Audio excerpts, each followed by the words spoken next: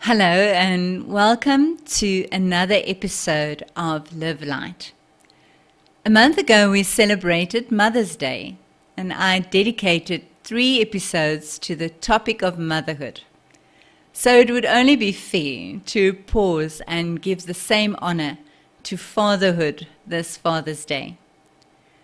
A little boy was once asked to explain what Father's Day is. He said, "It's just like Mother's Day, just you don't spend as much money." Of course, it's only a joke, but for some reason, Father's Day doesn't always get the same spotlight or fuss as Mother's Day does.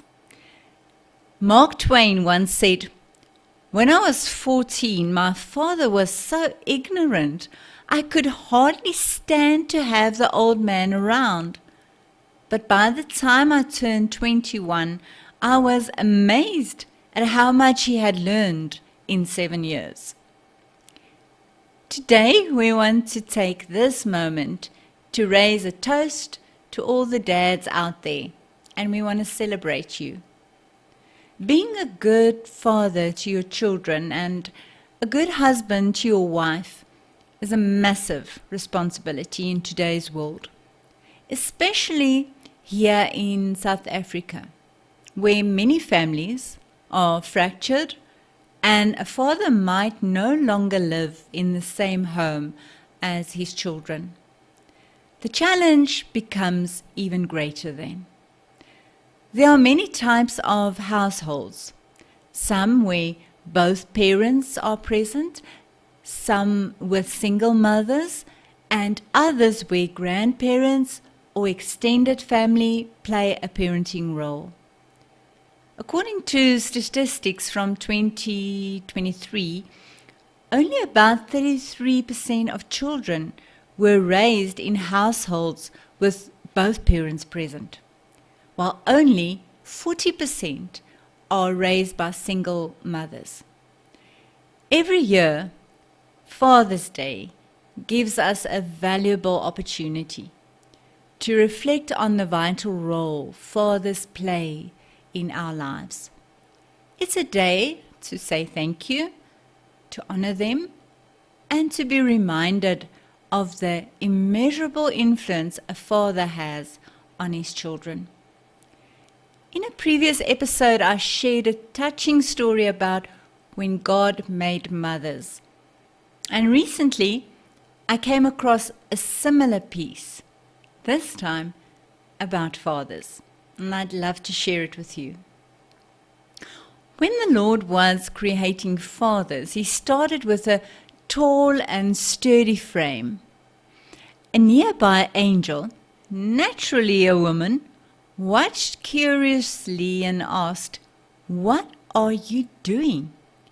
If you're creating children so close to the ground, why are fathers so tall? He'll have to kneel to play marbles, bend down to tuck them in at night, and stoop low just to kiss them goodnight."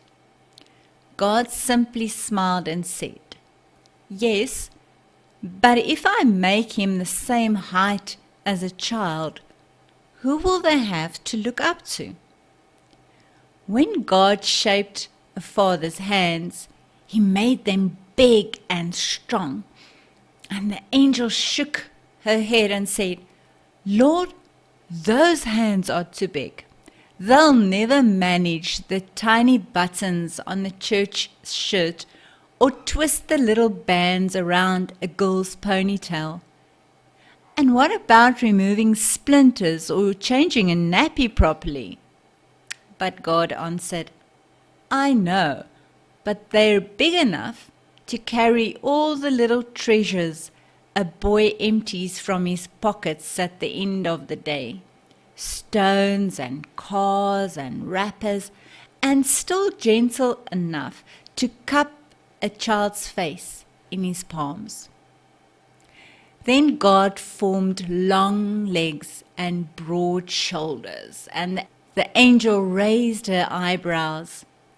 A father with no lap. Where are the children going to sit? They'll just slip right through his legs. But God said, mothers need a lap. Fathers need strong shoulders to pull go-karts, balance a kid learning to ride a bicycle, and carry tired bodies after a long day at the shopping mall.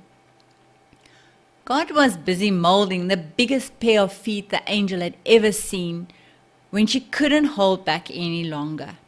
Really? Do you think those big feet will jump out of bed when the baby cries?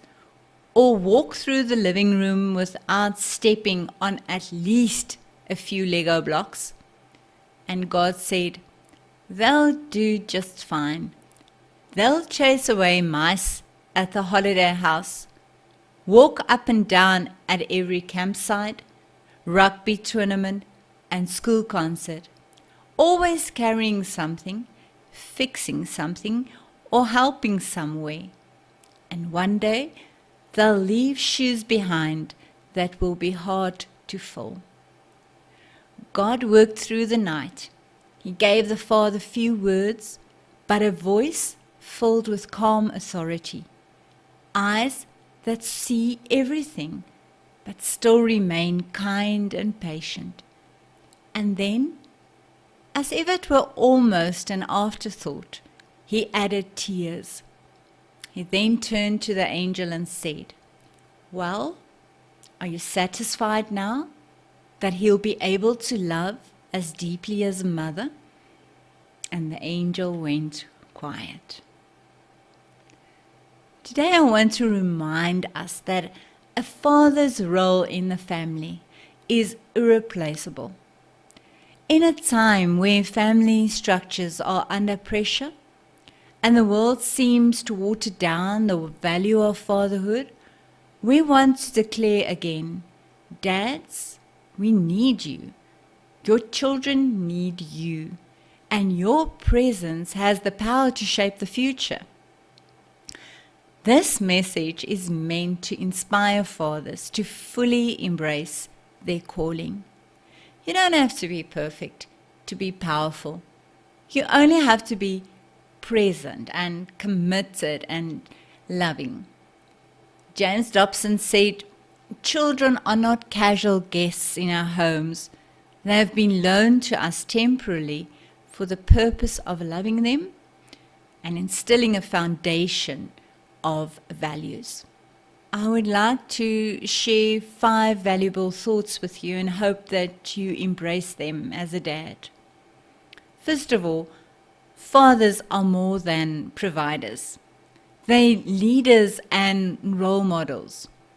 For many generations, the father's role was seen limited to breadwinner, the one who works, provides, and enforces the rule. While provision is still important, the role of a father goes so much further. Fathers aren't just financial contributors. They are moral and emotional compasses in their children's lives. Children learn by example. It's not only what you say, but what you do, how you treat people, how you handle conflict, how you show love, and how you apologize. Your actions become the blueprint your children use to define manhood, respect, and emotional maturity. When a father demonstrates humility and service and the courage to admit when he's wrong, his children learn that true strength lies in gentleness and integrity.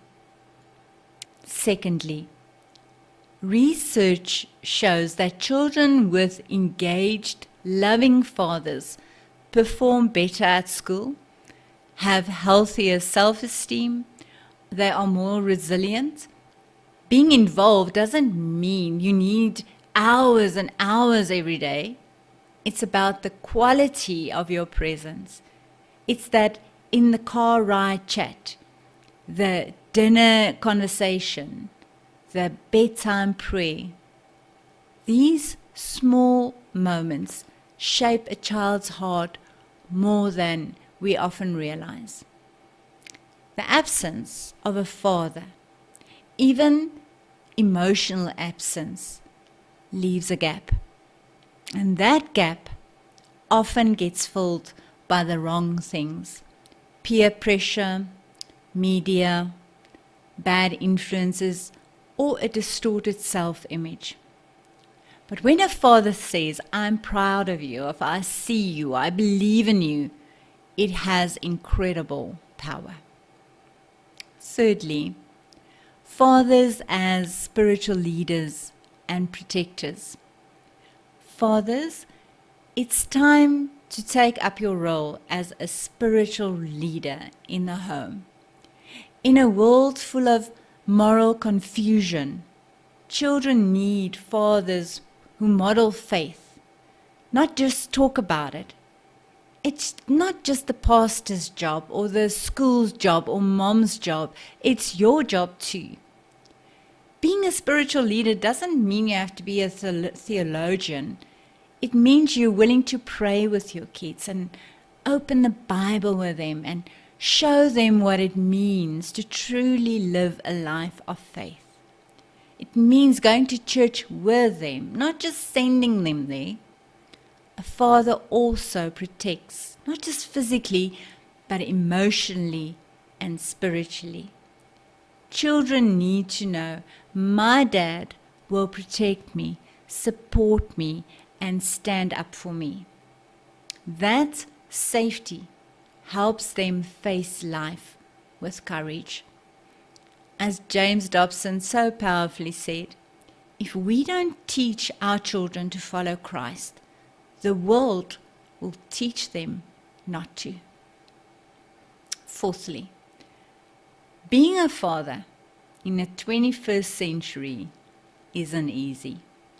Work pressure, financial strain, constant technology, and social expectations can leave even the most dedicated dad exhausted. But these challenges are not excuses to back out. They are invitations to be more intentional. Take technology, for example.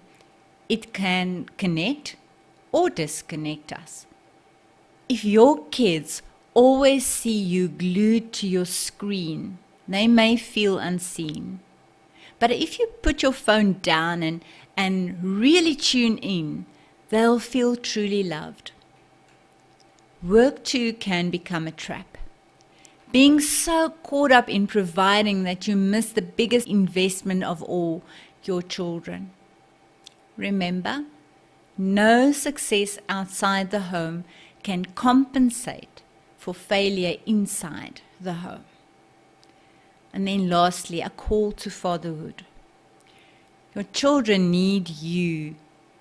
It's easy to feel overwhelmed, I know, to think you're not doing well enough, that you've missed too many moments, that you don't know how.